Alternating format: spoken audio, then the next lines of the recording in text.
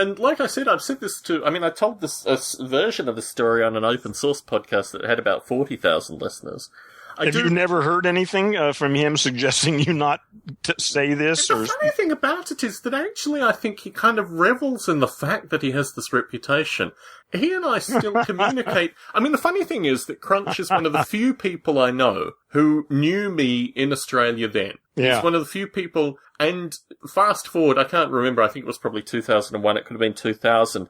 Crunch is periodically contacted to participate in documentaries, and one day, when I think this is the first time I'd seen him since the energy blockage removal thing, he contacted me and he said, I'm in Sunnyvale going to San Francisco and I'm part of this documentary thing. Would you like to kind of tag along? And I thought... And we'll finish the massage.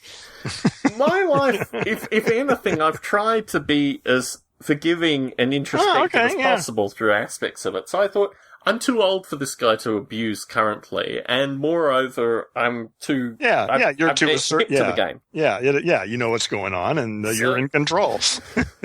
So we ended up in San Francisco, where mysteriously and when this happened further on, because I actually thought about this, and in future occasions I always bought separate rooms. But in this one occasion, for whatever reason, we ended up in the same room at the YMCA in San Francisco. How interesting. Not a lot of sleep was had by Tom. Tom kept one eye open for the entire evening. The most curious part of that was, thankfully they had separate showers. But the showers were also the restrooms, and you needed a key. They gave you one key, which was for both the showers and the restroom. Yeah. So after this sleepless night of one eye open with, Crunch in the bed next to me, I went to shower first thing in the morning thinking that he was still asleep, and halfway mid-shower, I heard this kind of insane kind of bongo drumming banging from the door, and it was Crunch screaming to let me into the shower so he could use the urinal. And I just thought, this is too surreal in my life as far as these things go.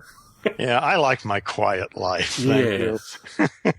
Yes. But no, I have seen him probably half a dozen times since, usually in there was one occasion where I just... Usually in public. Well, no, actually, very rarely in public, but we have a demarcation associated, and he typically has, like, these boy flunkies that are around him. There's a photo of me and him, we always end up going to Denny's when I'm with him. He always orders the breakfast, the slam with the bacon and things. We were going to a Denny's to meet his latest, young man that he was spending time with, who was actually a Iraq veteran. Yeah. And he refuses to, talking about bad driving, he refuses to allow stoplights to stop him. So when he comes to a four-way light series, he will take the, he'll take the right-hand turn and right-hand turn again to avoid the light. Yeah, right, yeah. So we did this maneuver. And what else would you do? And when we finally swung round back into traffic, the inside of the car exploded with this sports energy drink that had been in the Las Vegas sun for, I guess, 2 days, and covered the inside of the car, including both of us, with this horribly disgusting, sticky sports energy drink. Like, the car, absolutely, it was impossible to see through this stuff as it covered it. Crunch didn't even bat an eyelid. Like, I was just like, what the fuck is going on here? And he was just like... He didn't even notice typical. It. Right? So we pulled over, I ran into some gas station, got all this paper towel, tried to clean it up, and he was just like, this stuff always happens to me. He had that's his whole thing, is that these crazy things that happen to him are just a function of the world. The world has nothing to do with him, of course. Obviously he's got these homebrew people from, the homebrew club. Well, so he's still around? He is still around. He tours the so world he's doing now. Great. That's cool. He's doing a good, he's just fucking crazy as hell, but, what the hell? Yeah. He's here, Yeah. Is he doing anything he's the Forrest Gump of technology. That's his existence. He goes around and, he does these things. It's not he's not, you find that he has met a number of really quite interesting people in technology, but he's never the stuff associated with EasyWriter, which was the word processor that he had a connection with, and then he worked at Apple very briefly, and then he worked at Autodesk very briefly, and there are all these parts of his life where he's been doing different things. Well, he's more of a marketer, though. I mean,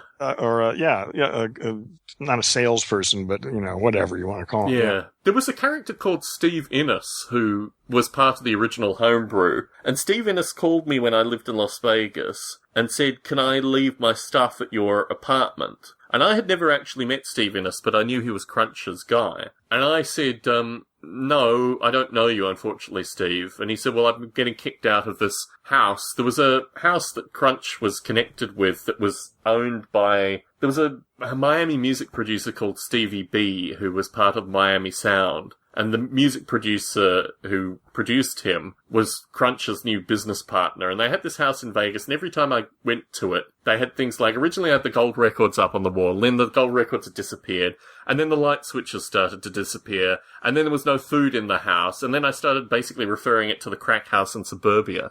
Anyway, this guy was in the crack house in suburbia for a period of time, and then he'd been kicked out. So I'm the last person to have spoken to him. His cell phone was dying as he was wandering off into the desert. I mean, he was completely nuts. Yeah. 2 years later, the Wall Street Journal did an article on Crunch, and they referenced Steve Innes. In fact, they gave a quote from Steve Innes. And when I talked to Crunch a few weeks after that, I said, "Oh, is Steve Innes back?" And he said, "No, no one's heard from Steve Innes." I said, "Well, how can the Wall Street Journal reference someone who's been missing, presumed dead for the past 2 years?" He was, eventually one of these days, the Crunch story is going to be told true. And I've been No, it may not. That may not ever happen. I've been contacted by It may not even exist. All there are the different stories. That's it. So, while I was still in Australia, in fact, just before I left, I was contacted by, and Doug Rushkoff, the background story to all of this is that Doug Rushkoff's Siberia was originally going to be mainly on Crunch, because Doug found Crunch at this period of time and found him so kind of fascinating / disturbing that he was going to devote an entire book to him. And then the publisher said, actually, legal might want to get involved with this. You do make a few claims of interest here. But before I left Australia, there was a historian who contacted me who was writing this up and had gotten the original court transcripts of his various trials, and had done a wide variety of things, which was really quite curious. He only was able to get it published in short form in 2 articles in an internet magazine at the time. For folks who are too young to understand this, there was a period in the late 90s where there were actual paper magazines about the internet. Yeah, they were so funny to even think about that now. You're out and buy a magazine. You bought a magazine about the internet. That's right. I remember too. Yeah, you got to explain these things. So anyway,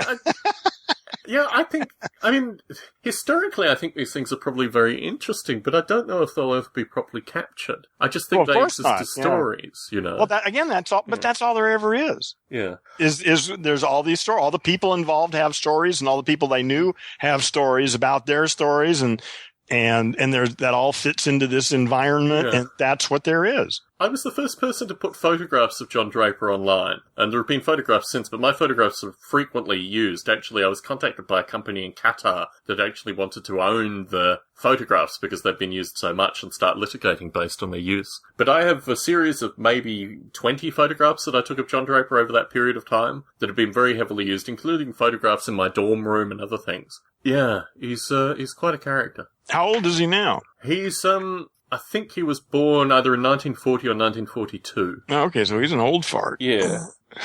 It's amazing, actually, the amount of abuse that he's put into his body as well, that he's still here.